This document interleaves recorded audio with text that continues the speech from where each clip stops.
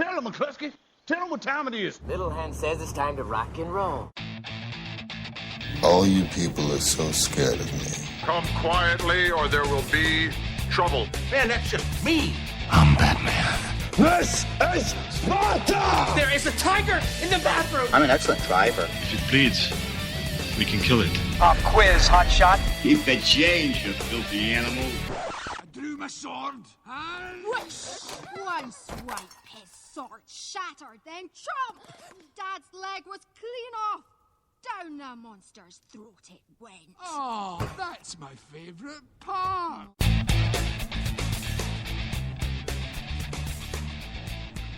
Hello and welcome to this week's Monday Movie Show. Coming up in the next 90 minutes or so, we'll be going through the latest cinema releases, and then we'll be back again in the second half for the DVD and Blu-ray releases. I'm Andrew. I'm Stuart. And if you're listening to us live, feel free to come and join us in the chat in the bottom right-hand corner of your Spreaker screen. If you're listening to us on any other way, iTunes, YouTube, feel free to drop us a message or anything like that. You can get us on Twitter as well. So there's Twitter at Monday Movie Show. I'm there at AHDVD. Stuart's there at Cryptic Tadpole. Let's go through some movie news then. No, because we need to tell them what we're reviewing. I do. Why did I not do that? I had the lineup here right in front of me. Why did I? Yeah, the whole point of actually reviewing films is to tell people what we're actually reviewing, so they know. Well, we could just surprise them. No, pointless. They can actually read the description as well. So okay. Yeah, up for review this week is Neil Blomkamp's latest film Elysium, Twilight Wannabe, Mortal Instruments, City of Bones. We have a film about porn star actress Linda Lovelace with Lovelace and the latest comedy We're the Millers. Yeah. But before that, some movie news. On you go. No, you're first because you've got the biggest news of the week. Well, I guess I have actually. It's regarding Warner Brothers' Batman and Superman follow-up to Man of Steel. Though the movie, which is being nicknamed by fans Batman vs Superman and World's Finest, does not have an official title. It does now officially have an actor playing Batman. Ben Affleck has been cast in the role. Man of Steel director Zack Snyder will be returning to helm the sequel and stated in a press release that Ben provides an interesting counterbalance to Henry's Superman. He has the acting chops to create a layered portrayal of a man who is older and wiser than Clark Kent and bears the scars of a seasoned crime fighter, but retain the charm that the world sees in a billionaire Bruce Wayne. I can't wait to work with him. The casting has caused an uproar in the comics community, with an online petition that's already surpassed 50,000 signatures to have Affleck removed from the role. And the movie is actually due to be released on July 17th of 2015. So filming will be starting, I expect, sometime within the year. Yeah, I had a news story as well, which involved Christopher Nolan and his wife Emma Thomas is rumoured to be no longer involved with the Superman vs Batman film because, according to the press release that Warner Brothers released, their names wasn't on it. Yeah, that does worry me a little bit because I felt that there was definitely an influence of Nolan throughout the film, which I think helped to improve it more than what I think Snyder would have done on his own. What do you think about this? I quite like the idea for Affleck as Batman. I think he could do it. Yeah, regarding the Nolan thing first, do you think that maybe Nolan has backed away from it because it is Superman versus Batman and he doesn't want to handle Batman anymore? Possibly.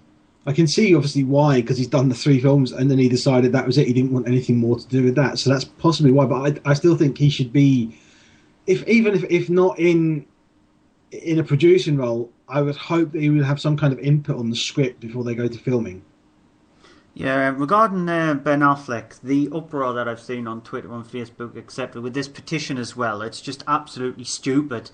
If you have a problem with an actor being starring in a role, then just have that problem. Don't do something stupid with a petition or whatever, because it's not going to change Warner Brothers' mind. They think that Ben Affleck is the perfect person to play Batman in this film, so that's who they're going to go with. We can't change their minds. Just stop mourning. I actually think that he's a great casting choice. I wouldn't have said the same before Argo. Before Argo, I would have thought he's great for playing the playboy billionaire, sort of the facade of Bruce Wayne in the public. He's perfect for that. But I hadn't seen him in anything that I thought, maybe a little bit in The Town, but nothing that I'd really thought, he can really be a good Batman. Whereas after Argo, not only his performance in that, but also the fact that he directed that film and what he did in that film means that he has an understanding of film. So he has this respect for film that I think will help him to be an even better actor now. Yeah. My other piece of news is also regarding comic books. It's regarding the Avengers Age of Ultron, and actress Elizabeth Olsen is said to be in final negotiations to play the character of Scarlet Witch in the movie. The character is a mutant and daughter of X-Men character Magneto, along with her brother Quicksilver, who's also been announced to appear in the movie, played by Kick-Ass actor Aaron Taylor Johnson. The movie has a release date set of May 1st, 2015. What's wrong with me this evening? This evening? You couldn't even say the word evening there. Hey, you want to go on and say what did you just announce? Ben Affleck. What? You said Ben Affleck. I remember saying Affleck. What have you got? Considering the amount of mistakes that you've made in the, I would say, 6 minutes that we've been on air, yeah. Pot calling kettle black there. I've had a very long day. I've been up since 5 o'clock this morning. Don't care. Director J.J. Abrams' longtime director of photography says that Star Wars Episode 7 will shoot on Kodak film stock 5219. The geeks out there know what that means, I haven't a clue. And not digitally. J.J. Abrams has never shot a film digitally, he says. I have yet to shoot a movie digitally. Films is the thing I'm most comfortable with. If film was to go away and digital is challenging it, then the standards for the highest, best quality would go away.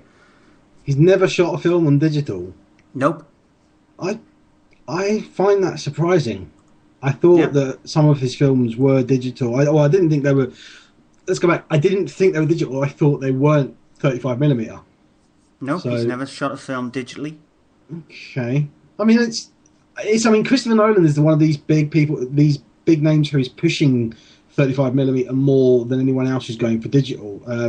The documentary we had earlier in the year, which we both absolutely loved, Side by Side, has interviews with people, including him, and he makes a great statement about the fact of 35mm and why he loves it, and the whole film is about that. And it's a kind of a dying art now. It's dying out. There are people that are struggling to actually get it because it's not being made. The stock's not being made so much now.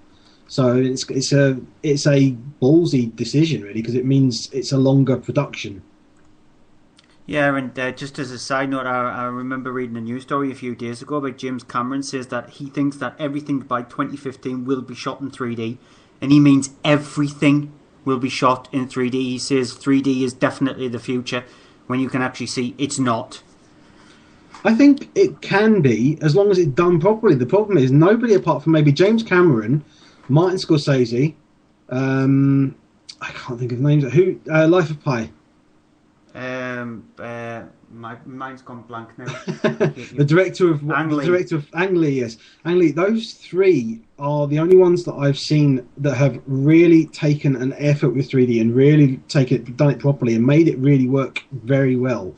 Everyone else has just kind of done it or post-converted it. Don't post-convert 3D, film in 3D. It's so much different, and it does make a difference. And it's these post-conversion ones that are killing 3D. Yeah, but not everything is going to be in 3D, so I don't see that. The BBC has decided to completely drop anything that they're shooting in 3D. They've decided not to do that now. Only Sky and some Virgin Media programs are in 3D. So I don't see that at all. I would probably guess around about 10% of stuff that's shot is in 3D, maybe less than that. So I don't see 100% of stuff. More news. Hayao Miyazaki has said that he is opening to a sequel to Nausicaa of the Valley of the Wind, and that he thinks Neo Genesis Evangelion director Hideki Anno should direct it. If Ghibli did go ahead with the sequel, it would be the first one since they started making films 28 years ago. It's a Studio Ghibli thing, so it's not really a big thing for me. But I mean, do you want a sequel to that? You love Studio Ghibli, so what's your opinion on this? Do you want a sequel to this? No, because I think Ghibli works best when they create something new. Even though there was a film called Whisperers of the Heart, which was released after The Cat Returns, and two of the characters from The Cat Returns is actually in Whispers of the Heart, and that's the only time that's ever happened during Ghibli's history. So they've never made a sequel at all, and I think they should just stick with that. Okay. Next piece of news. The title for the next Pirates of the Caribbean has been revealed. The 5th film in the series about Pirate Jack Sparrow, played by Johnny Depp, will be called Pirates of the Caribbean Dead Men Tell No Tales. Production will begin at the end of the year and will be helmed by Kon-Tiki duo Joachim Running and Espen Sandberg, with the script being worked on by Catch Me If You Can writer Jeff Nathanson. The film is set to open on July 10th, 2015. I have one thing to say about this. After the last Pirates of the Caribbean film, do we care? No. And final piece of news, it's been announced that Tony Jaa has joined the cast of Fast and Furious 7, but it's unknown if he will play a good or bad guy. Jaa told The Hollywood Reporter, "I've been a big fan of Fast and Furious franchise. The films are fast-paced, fun, and keep the audience involved. There is a great mix of humour and action, something I really appreciate. There is no better film to be involved in for a US studio production. The film is set for a July 11th, 2014 release in the US and July 25th, 2014 here in the UK. I kind of like that, but the question is, if they're going to get Tony Jaa, you've got to have someone who is as good as him to go up against him. You can't have just a normal... you couldn't have him going against Vin Diesel, because honestly, he would kick the crap out of Vin Diesel, even though Vin Diesel is like built like a brick crap house. And you need someone who's going to be as good as him to go against him. So unless they do that, they're either going to have to dumb him down, or they're going to have him be completely badass and unbeatable in the film. That'd be. I expect we'll hear someone else being cast soon who has as good skills to basically go against him. Yeah, we'll see.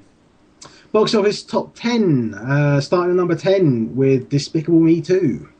All I have to say is bottom. That's it. I'm resisting the urge to giggle. Number 9 is Percy Jackson's Sea of Monsters.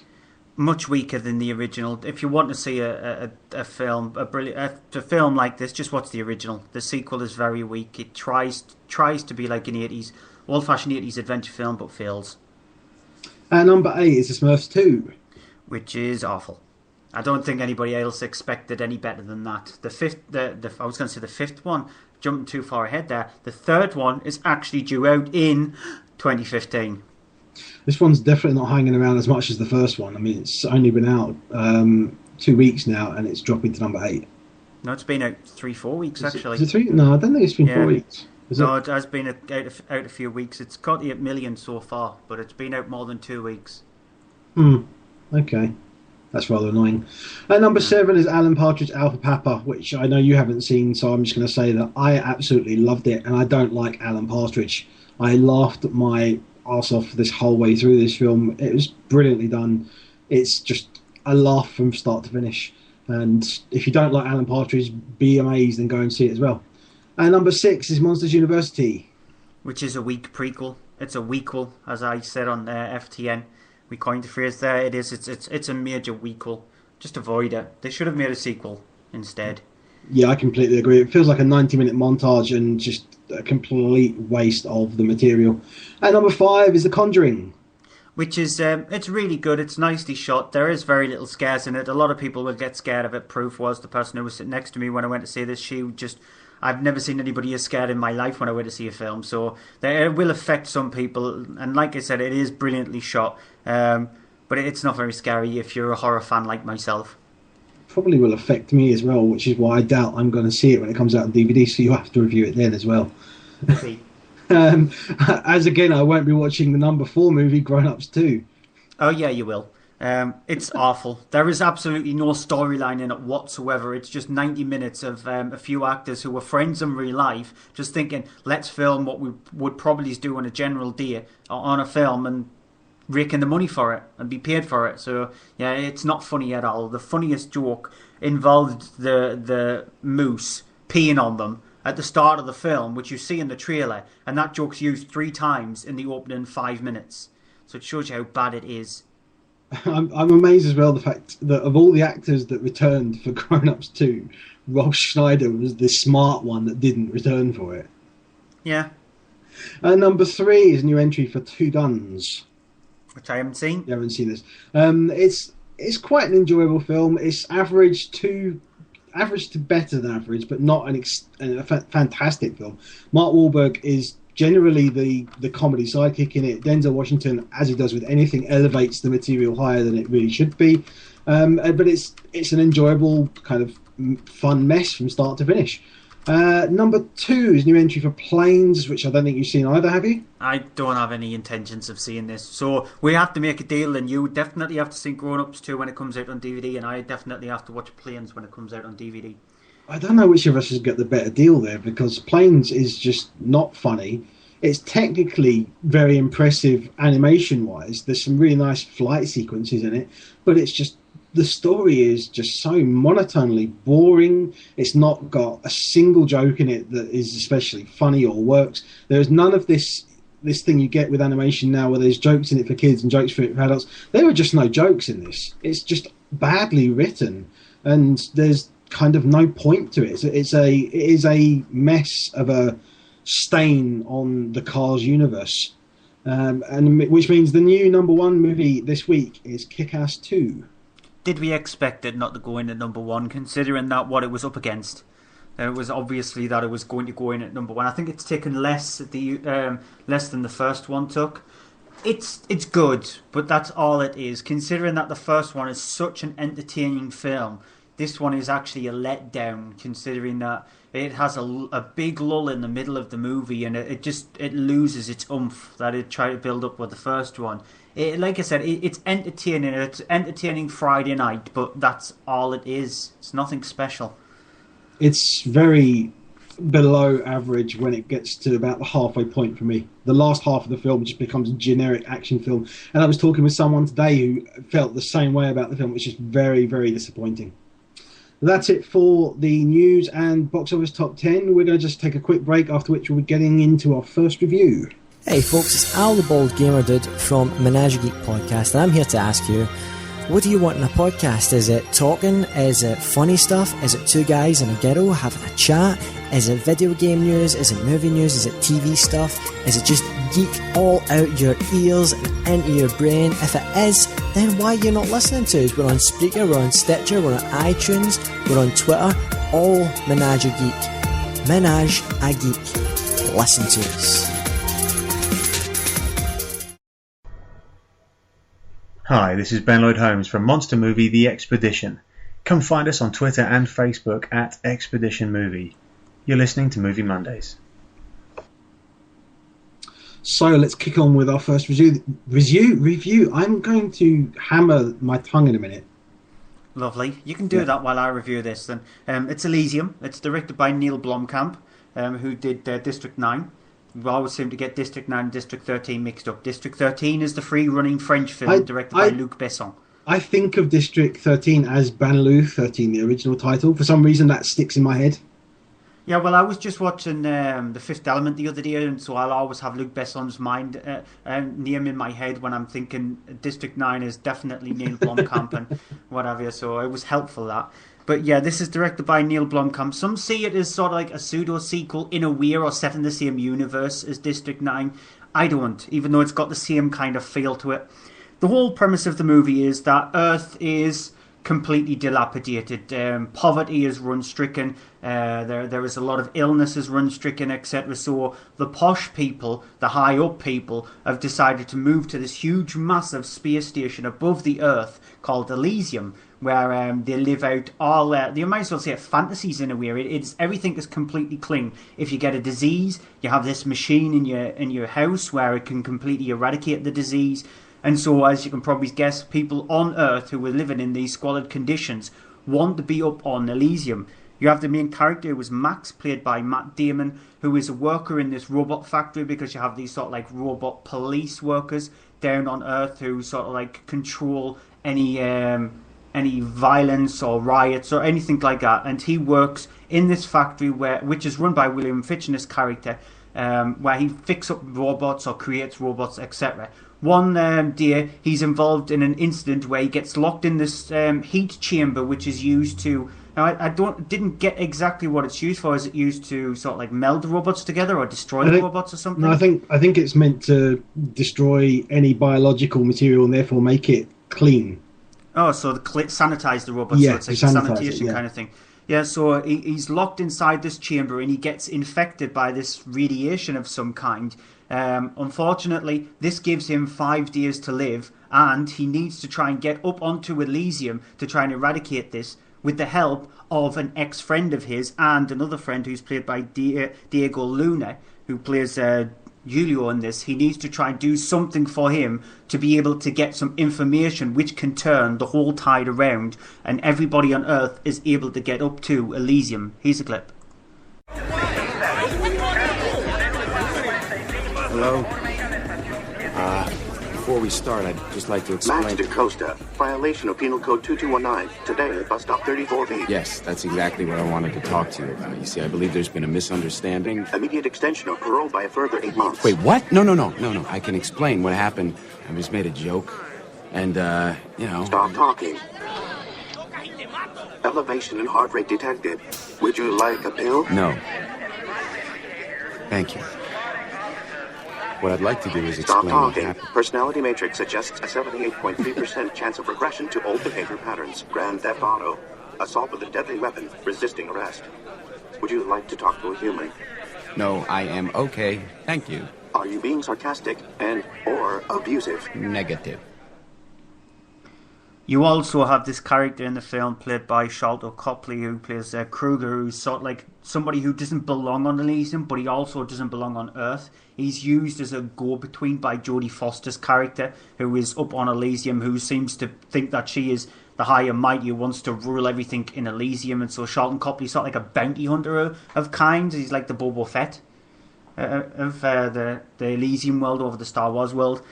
Now, the thing with Elysium is, I know that, and Andy was the same, you'll have a lot of similarities between this and District 9, specifically the way it's shot. Neil Blomkamp has been given a higher budget with this. You can definitely see he's been given a higher budget with this, and he's used every single penny that he was given. Sometimes when you watch a film and you think that you can't believe that this movie's got, say, like a $100 million budget, a $200 million budget, and you're thinking, where has it gone?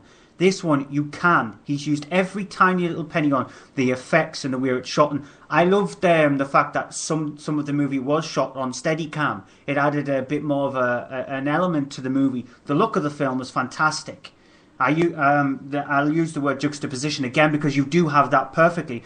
Up on Elysium, everything is completely clean and sanitized and perfect, whereas everything on Earth is completely dilapidated and broken. And so it's sort of like regressing. You've gone, say, like to the 40s on Earth and to the 21st century on Elysium. So it's like completely two different societies, and I loved the different looks between them. He didn't try to match them up. Evidently, obviously, things move up to Elysium, and that's where the action takes place. Most of the action takes place, but I enjoyed it. I enjoyed Elysium. The soundtrack is really nice. I've actually bought the soundtrack myself, and it's a really good soundtrack. It fits the movie perfectly. The acting is a bit loose and a bit wooden, but it's the kind of movie where you didn't expect any kind of Shakespearean acting or sort of like Oscar-worthy acting. Sholto Copley in the movie is evil. Considering his character of Vickers in District 9 and to his character of Kruger in this one, he's really nasty and really evil in this one. And it took me a while to get used to his accent. The same with Jodie Foster. It seemed like she had a dubbed accent, but it took me a while to get used to Copley's accent. But you get used to it. Matt Damon is a bit wooden. He's a bit more like he's puppet from Team America World Police, but I don't think his character was allowed to evolve beyond what he was given. But it's an enjoyable film. I really liked it. I enjoyed it as well, but I do have apprehensions about it because it does feel very much like District 9, too much that it kind of suffers for that it doesn't really have its own identity, I feel. It's District 9 was kind of about racism. This is about class and the difference between upper and lower class. And I found that it's around the very similar kind of thing, just a different angle of it, really, for me. I didn't hate it. I didn't dislike it. I liked it. I enjoyed it. But just something was holding me back from really loving it. And I just found that elements of it, I don't know, I couldn't say exactly what. I'd probably need to see it again to get more accurate, but just something didn't quite work for me with it. And I mean, I've heard people saying, some people have really slated Jodie Foster's performance in the film, and I didn't think it was brilliant, but I don't think that was the problem with it. I just think there's something niggling about it. Just doesn't feel right. She was the weakest performance in the film, I felt. I felt everybody else, because I know that Matt Damon's character was very, like, he was supposed to be as wooden as that. He was supposed to be sort of like a soldier-esque kind of character. And Diego Luna, he's like his sidekick, and then you, like I say, you've got Shalton Copley, who's really evil. William Fichtner, he's not allowed, his character isn't sort of like mapped out properly. He's just like a bit part. You've also got Alice Braga in there as well, who appears as an old friend, an old childhood friend of Matt Damon's character as well. And she has then something which leads into going to Elysium too, which I felt that was maybe that felt a bit more tacked on than anything else. Yeah, but I still really liked it. Okay, I'm going to go on to the Mortal Instruments City of Bones. This is another one based on one of these teen novels, similar to Twilight and Beautiful Creatures, Fierce Creatures, yes. Beautiful Creatures earlier this year, which centres around the character of Clary, played by Lily Collins, who everything seems to be normal with her. She lives with her mother, played by Lena Headey, who everything sort of seems to be going fine and everything, but Clary is starting to have this problem where she is seeing these weird symbols and sort of hallucinating about these weird symbols and drawing these symbols everywhere. Things like this that start to kind of alert her mother to something that's going on. What happens even more bizarrely is that Clary goes to a nightclub with one of her friends, and when she's there, everyone's dancing around. She witnesses a group of people who actually attack someone and kill someone, and she screams out. They hear her, but no one else can see this going on. She is the only person in the whole club that can see this happening. She's then followed by one of the characters played by Jamie Campbell-Bower, who plays Jace, who is one of these characters who follows her and talks with her, and she then realises has an idea of what's going on. Here's a clip. Why can I see you and no one else can? I was going to ask you the same question. I don't even know who I'm talking to. You're a killer. A cold-blooded killer. As opposed to a peace-loving killer. I know what I saw. You think you know. Why am I drawing this? So I was right, you're not a mundane. Excuse me? What's a mundane? Someone from the human world. Well, if I'm not a human, then what am I? Mom, I'm coming home. No, you can't come home. You understand me? You don't come home. I love you. Mom! So it turns out that Clary, like her mother, is a shadow hunter, and that is someone who is descended of half angel, half human. So as a result of that, she then has these sort of more supernatural abilities, and she's able to see things that other people can't, including things like demons and other kind of creatures that are, the stuff of legends. And she's brought to this building where the last of the Shadowhunters have gathered, and what's happening is there is this battle between sort of a good group of Shadowhunters and a bad group of Shadowhunters, all searching for this mythical cup, which apparently she is the key to finding. Now, here's the thing with the Mortal Instruments City of Bones. It's another one of these Twilight book to film that have been kind of trying to fill that void of Twilight since that finished. It's not entirely successful. It's not entirely unsuccessful. It has elements that work. It has elements that don't. One of the elements that works is the fact of Lily Collins is surprisingly good in it. I've found her to be a very good performance in it, very good, sort of, actually not badly written. One of the things that doesn't work in it is some of the writing for just about everyone else in the film, of which there are many other characters. There are too many other characters in it. There are at least 7 or 8 characters, 4 of which you have in it, which pop up every now and again, just like we need to do this, so they pop up. And they're just pointless. They're not very well written. I hope they're better written in the book, because there's got to be more to them than this. And the thing that's really annoying about that is it's the fact that it's 130 minutes. It's 2 hours and 10 minutes long, and it squanders its time on characters that don't matter, or gives them a lot of time and nothing really happens with them. It's kind of like it doesn't know what it wants to do, and every now and again it keeps stopping. It builds up momentum, then stops for a scene with 2 people sitting around talking, and it's always giving out dialogue that's exposition, explaining what the story is. There is a lot of detail in this which is told to you and not shown to you. Now, that for me is radio. That's not film. For film, show me, don't tell me. So I'm saying that I enjoyed this, but it's really disappointing that something that's based on a book and probably has more richness to it doesn't come through on the screen. I really wanted to like it more, and I really was disappointed that there's not more to it. Even though I've not read the books, I've no idea what the book's like. But I've got to believe that there's more in the book than there was in the film, which is really surprising. Right, I'll just get on with Lovelace then. It's directed by Robert Epstein and Jeffrey Friedem, and it centres around Linda Lovelace, who was a porno actress, sort of. She only actually ever starred in one pornographic film, and that shoot took her like a week. She was only actually in the pornographic industry for about a couple of months, so she wasn't actually a star, but what actually happened to her, it sort of like elevated her up to stardom. In the film, she's played by Amanda Seyfried, younger version of her, and you see her hang out with her friend who's played by Juno Temple, who plays Patsy.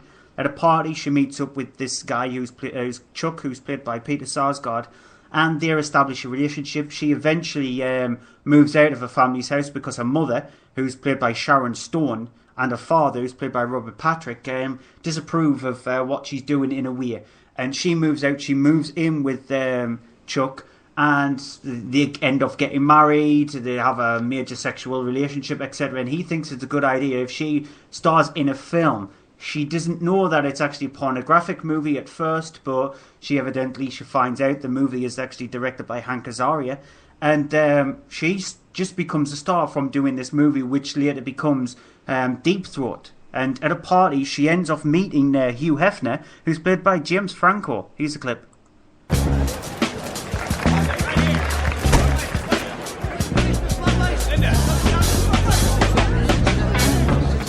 Linda! That's what I call a welcoming committee, right on. Linda. Hi, Mr. Hefner. Hefner, please. Welcome to your party. How about I trade you 2 blondes for a brunette? Yeah. You come with me. Look at this. What you pulling on? Big finger on his head. Anthony Romano, Mr. Hefner. Love the magazine, love the article about the swimming bars. You, Harry, I'm a big fan of your work. It is truly an honor, sir. I used to tell people that I had the best job in the world until I saw what you do. We'll see you gentlemen inside.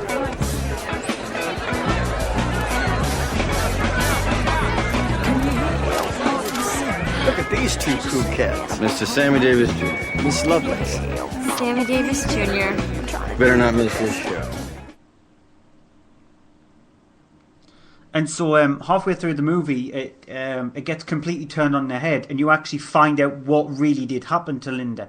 Now, for me, that's the problem with the film, because the film itself it's 2 versions of what actually happened to her. The first 45 minutes is sort of like the happy-go-lucky kind of thing, and then if you know the problems, what happened with Deep Throat and what happened to Linda Lovelace, the last half of the film is a retelling of the first half, but what exactly did actually happen to her. The fact that she was involved with a lot of rapes, and her husband was a very abusive person. He used to beat her up a lot, and he went to despicable measures to try and just get money, to be honest. It was, you might as well say he was a pimp. He was pimping out his own wife, who was happy to just go around with a friend, Patsy, in the first part of the movie, and her life was completely destroyed, even though she thought that she was marrying somebody who was really nice.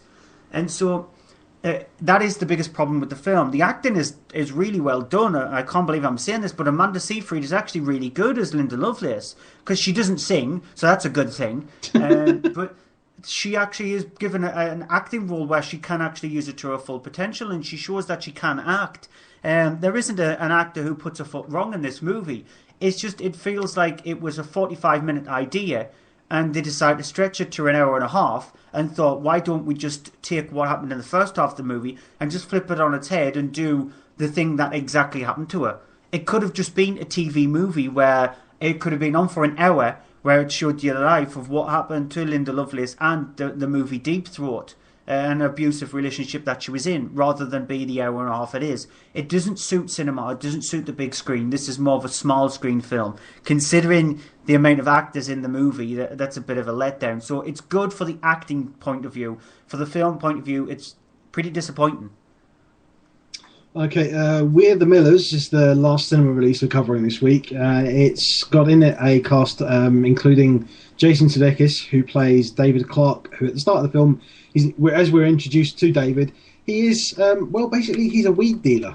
He's living sort of the slacker life, dealing to people, and something happens where he ends up getting beaten up and robbed of all his weed that he has and all of his money that he has saved up, much to his problem then, because of the fact that he owes his supplier, played by Ed Helms, quite a bit of money for this, and finds himself in a situation where he needs to find some way of getting this money back and getting out of the situation.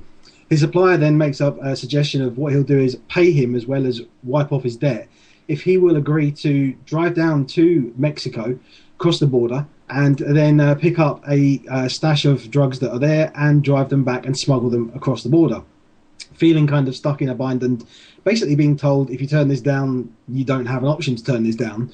David then decides he's going to do this, trying to figure out what he's going to do, and finds that he then has to come up with a plan. What he does then is sees some people driving along, a family on holiday looking for a destination, driving along in an RV, and realises that families in an RV don't get stopped by the police. They basically get waved on and carry on. So he decides what he needs to do is put himself together a fake family, including Rose, played by Jennifer Aniston, the stripper that lives in the same apartment building. There's also a teenage boy, Kenny, played by Will Poulter.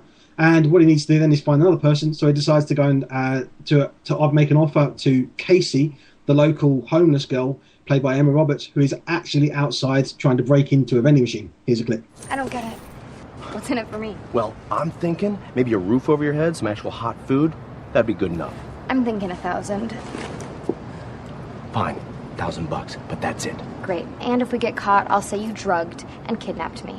Cool? Yeah, it's cool. Yeah, that's fine. But that's it.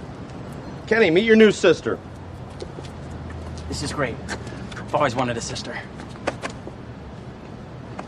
Get it off me. Hey, come on. Get it off. Let go. Get off. Sorry. All right, come on. We gotta get you cleaned up. What's wrong with you? Don't say that. What the hell's wrong with that? I didn't mean to make it real uncomfortable.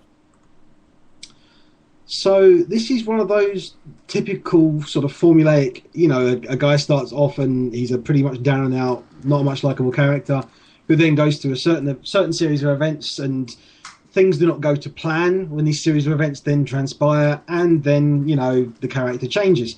And it's one of those kind of films, it's predictable because of that kind of movie.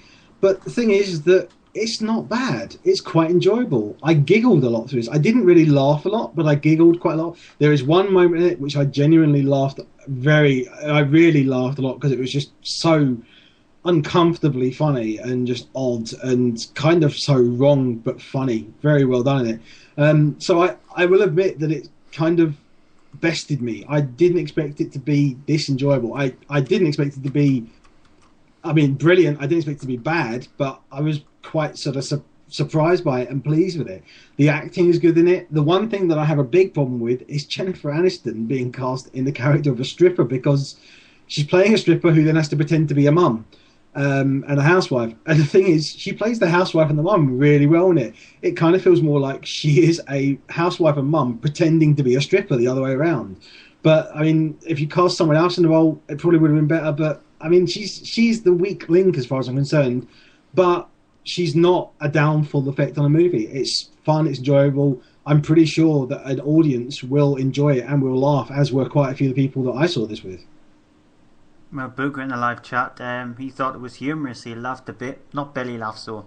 Yeah, same thing. I was giggling a lot. I was kind of continuously giggling through the whole film. So there's no point in it when it was boring, but there was no point where it excelled to the level of really raucous comedy, which is, it's a bit of a shame, but it means that it's not a complete failure. Yeah, and he agrees that Jennifer Aniston doesn't have the stripper look. No, I thought that she doesn't have the stripper look. I just don't buy her as a stripper. It's just, if she was a cop undercover as a stripper, I'd buy that, but I wouldn't buy her as a stripper. Okay. That's it for the cinema section. Hang around for a moment. We'll be back in a couple of minutes with this week's DVD and Blu-ray reviews.